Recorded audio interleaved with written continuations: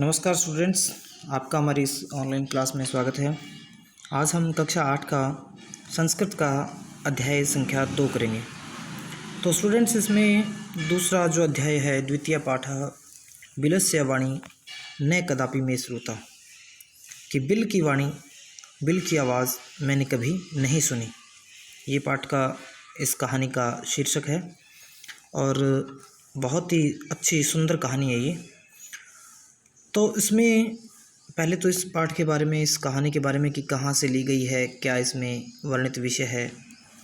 तो विष्णु शर्मा नाम के लेखक हैं जिन्होंने एक ग्रंथ लिखा जिसका नाम है पंचतंत्र। पंचतंत्र ग्रंथ जिसमें पशु पक्षियों की कहानियों के माध्यम से सुबुद्धि बालकों को समझाने का, उनको ज्ञान देने का प्रयास किया गया था। तो उसमें जो कहानियाँ थी वो सारी कहानियाँ इस एक ग्रंथ में संकलित हैं। चलिए शुरू करते हैं। तो प्रस्तुत पाठ संस्कृत के प्रसिद्ध कथा ग्रंथ पंचतंत्रम के तृतीय तंत्र, पांच तंत्र है इसमें, और तीसरा तंत्र है इसका काकोलुकियम। काकोलुकियम से संकलित है। पंचतंत्र के मूल लेखक विष्णु शर्मा है। पंचतंत्र नामक जो ग्रंथ है इसके लेखक विष्णु शर्मा हैं। इसमें 5 खंड हैं जिन्हें तंत्र कहा गया है, यानी कि जो अध्याय हैं, खंड हैं, उनको तंत्र कहा है। इसमें गद्य पद्य रूप में कथाएं दी गई हैं, कि कुछ गद्य में कथाएं हैं, कुछ पद्य में, यानी श्लोकों के माध्यम से कथाएं जो हैं बताई गई हैं, जिनके पात्र मुख्यतः पशु पक्षी हैं। सुबुद्धि बालकों को समझाने के लिए इस ग्रंथ का जो है रचना की गई थी। और एक राजा था, उसके 4 पुत्र थे और वो बड़े ज्ञानवान नहीं थे, और वो राजा ने बहुत प्रयास किया उनको ज्ञानी बनाने के लिए या उनको शिक्षा देने के लिए, लेकिन वो समझते नहीं थे। तो विष्णु शर्मा नाम के विद्वान ने उनको कहा कि राजा से कहा कि मैं आपके पुत्रों को जो है वो नीति शिक्षा में और दूसरे जो व्यावहारिक शिक्षा है उसमें पारंगत करूँगा। तो उन्होंने जो है वो पशु पक्षियों की कहानियों के माध्यम से उनको समझाया था, और उन सभी कहानियों का जो है संकलन इस ग्रंथ में किया उन्होंने। कस्मिंचित् वने, अध्याय को शुरू करते हैं, कहानी को शुरू करते हैं। कस्मिंचित् वने खरनखरः नामः सिंह प्रतिवस्ति स्म। कस्मिंचित्, किसी, वने, वन में, वने वन में, सप्तमी विभक्ति एक वचन है ये। खरनखर नाम का एक सिंह प्रतिवस्ति स्म, एक सिंह शेर रहता था। किसी वन में खरनखर नाम का एक शेर रहता था। स कदाचित इतस्ततः परिभ्रमण क्षुधार्थ न किंचित अपि आहारम प्राप्तवान। स वह कदाचित किसी दिन इतः ततः विसर्ग संधि इसमें, तो वो इधर उधर परिभ्रमण घूमते हुए क्षुधार्थ होती है भूख, क्षुधार्थ भूख से पीड़ित, न किंचित अपि, किंचित कुछ भी, अपि भी, आहारम प्राप्तवान, आहार प्राप्त नहीं किया। कि एक खरनखर नाम का एक शेर था, उसने कोई भी आहार प्राप्त नहीं किया, यानी वो भूखा था और वो जो है वो इधर उधर घूमता हुआ आया। ततः सूर्यास्त समय एकाम महतीम गुहाम दृष्ट्वा सः अचिंत्यत। ततः तब, सूर्यास्त समय, सूर्यास्त के समय, सूर्य के अस्त होने के समय अर्थात शाम के समय, एकाम महती गुहाम, एकाम एक महती बड़ी या गहरी, गुहाम गुफा को, दृष्ट्वा देख करके, दृष्टवा दृश्य धातु में कत्वा प्रत्यय है, तो उसको देख करके, उस गुफा को देख करके, और जो है उसने क्या किया, सोचा, अचिंत्यत, सोचा, नूनम एतस्याम गुहायाम रात्रौ को अपि जीव आगच्छति। नूनम, निश्चय ही, एतस्याम गुहायाम, एतस्याम इसमें, गुहायाम गुफा में, इस गुफा में, रात्रौ रात्रि में, को अपि जीव आगच्छति, कोई जीव आता है। अतः अत्र एव निगूढ़ो भूत्वा तिष्ठामि। अतः इसलिए, अत्र एव यहीं पर, निगूढ़ छुपकर, निगूढ़ छुपकर, भूत्वा रहकर, तिष्ठामि ठहरता हूँ, यानी मैं यहाँ पर छिपकर बैठ जाता हूँ। एतस्मिन् गुहायाम स्वामी दधिपुच्छ नामः शृगालः समागच्छत्। एतस्मिन् अंतरे, इसके बाद, गुहाया स्वामी, गुफा का स्वामी, दधिपुच्छ नाम का शृगालय, एक दधिपुच्छ नाम का शियार, दधिपुच्छ, शियार का नाम दधिपुच्छ था, वो दधिपुच्छ नाम का शियार जो वहाँ आया। स च यावत् पश्यति, और वह देखता है, पश्यति देखता है, तावत् सिंह पद्धति,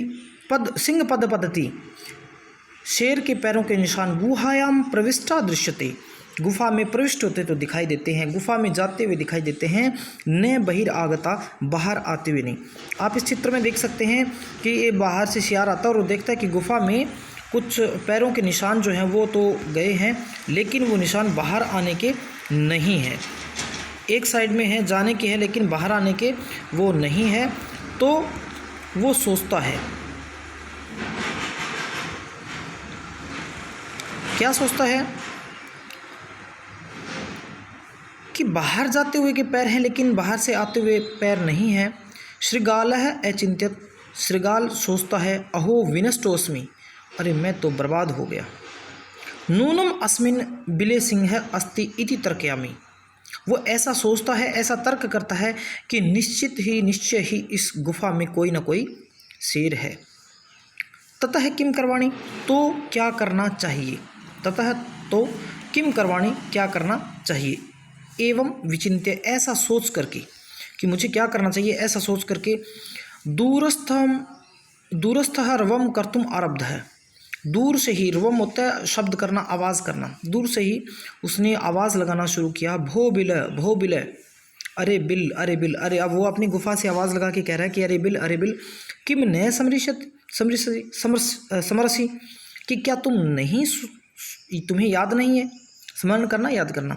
यत् मया त्वया सह समय कृतु अस्ति, कि मैंने तुम्हारे साथ एक संधि की थी, समय कृतो अस्ति, संधि की थी, एक समझौता हमारा हुआ था। यत् की यद अहम बाह्यतः प्रति आगमिष्यामि, कि जब मैं बाहर से वापस आऊँगा, तदा त्वम माम आकारिष्यसि, तो तुम मुझे पुकारोगे, कि जब मैं वहाँ से बाहर आऊँगा तब तुम मुझे पुकारोगे या मुझे आवाज़ लगाओगे। यदि त्वम माम न आह्वयसि तर्हि अहम द्वितीयं बिलं यच्छामि इति, यदि तुम मुझे आवाज़ नहीं दोगे तो मैं किसी दूसरे बिल में चला जाऊँगा, ऐसा हमारे बीच में समझौता हुआ था। अथ एतत् श्रुत्वा, तो ऐसा सोच करके, एतत् श्रुत्वा, ऐसा सोच करके, सिंह अचिंत्यत, शेर ने सोचा, ऐसा सोच करके शेर ने सोचा, नूनम ऐसा गुहा स्वामिनः सदा समाह्वानं करोति, कि निश्चय ही यह गुफा अपने स्वामी का हमेशा आह्वान करती होगी, यानी उसको आवाज़ लगाती होगी। परंतु मद भयात न किंचित वदति, परंतु मेरे भय से, मेरे डर के कारण, यानी मेरे यहाँ होने के कारण यह गुफा डर के कारण कुछ नहीं बोल रही है। किंचित न वदति, कुछ नहीं बोल रही है। अथवा कहा गया है, साधु इदम उच्यते, सही भी कहा गया और कहा भी गया है, भय संत तमनसाम, कि भय से संतप्त होने पर मन जो है, हस्तपाद आदि का क्रिया और हाथ पैर आदि की क्रिया, प्रवर्तन्ते न वाणी च वे पथु च अधिको भवेत्, कहता है कि जब डर होता है, भय से जो पीड़ित व्यक्ति होता है, उसके हाथ पांव आदि कोई भी क्रिया नहीं करती और वाणी भी जो है वो काम नहीं करती है, वो भी उसमें भी कंपन हो जाती है। इसलिए शायद यह जो गुफा है वो मेरे डर से ऐसा नहीं कर रही, उसको आवाज़ नहीं लगा रही। तद अहम अस्य आह्वानम करोमि, तो मैं इसका आह्वान करूँगा, यानी कि मैं आवाज़ लगाता हूँ। एवं स बिले प्रविश्य में भोजन भविष्यति, और जब मैं आवाज़ लगाऊंगा तो वो बिल में आएगा, और बिल में आएगा तो वो मेरा भोजन बन जाएगा। भविष्यति भू धातु लृट लकार प्रथम पुरुष एक वचन। इत्थम विचार्य, ऐसा विचार करके, सिंह सहसा श्रृगालस्य आह्वानम करोति, ऐसा सोच करके शेर अचानक श्रृगाल उस शियार को आह्वानम करोति, उसको आवाज़ लगाता है। सिंह से उच्च गर्दनम प्रतिध्वनिना सा गुहा उच्च श्रृगालम आह्वयत्, कि शेर के जोर से गर्जन करने के कारण, उसकी ध्वनि से, उसकी आवाज़ से गुफा जोर से श्रृगाल का आह्वान करती है, उसको आवाज़ लगाती है। अनेन अन्य अपि पशवः भयभीता अभवन्, इससे दूसरे पशु भी भयभीत हो जाते हैं। श्रृगालो अपि ततः दूरम पलायमानः, और श्रृगाल भी वहाँ से दूर पलायन कर जाता है। इमं अपठत, यह बोलते हुए, अनागतम यह कुरुते स शोभते स सोच्यते यो न क्रोति अनागतम वने अत्र संस्थस्य समागता जरा बिलस्य वाणी न कदापि में सुनता। तो वो शियार जो है वो वहाँ से दूर भाग जाता है और वो एक श्लोक पढ़ता है, और वो क्या कहता है, अनागतम यह क्रुते स शोभते, कि किसी भी विपदा के आने से पहले अगर कोई व्यक्ति उसका समाधान सोच लेता है या आने वाली समस्या के प्रति पहले से सचेत हो जाता है तो वह बहुत ही सुंदर होता है, वह शोभा देता है। स सोच्यते यो न करोति अनागतम, और जो अभी आया हुआ नहीं है, यानी कि आने वाला है, कोई संकट आने वाला है और उसके बारे में अगर कोई नहीं पहले से तैयारी करता तो उसकी स्थिति शोचनीय होती है। वने अत्र इस वन में संस्थस्य रहते हुए समागता आ गया है जरा बुढ़ापा, कि मुझे इस वन में रहते हुए बुढ़ापा आ गया है। बिलस्य वाणी न मैं कदापि श्रुता, लेकिन बिल की वाणी मैंने कभी नहीं सुनी है। ऐसा कह करके वो शियार जो है वहाँ से दूर चला जाता है। तो विद्यार्थियों, कहानी आपको समझ में आई होगी कि अगर आने वाली विपत्ति के प्रति हम पहले से सचेत हो जाते हैं तो वो विपदा जो है हमारे कुछ भी नहीं कर सकती, यानी हम जो है संभल जाते हैं तो अच्छा होता है। लेकिन अगर कोई व्यक्ति आने वाली विपत्ति के प्रति नहीं सचेत होता तो उसकी जो स्थिति है वो दयनीय होती है, शोचनीय होती है, सोचने योग्य होती है। तो उम्मीद है कि आपको ये समझ में आया होगा और इसको एक बार आप फिर से रिपीट करके देख लेना, और अगर किसी प्रकार की दिक्कत आती है तो आप कमेंट करके बता सकते हैं। और आपने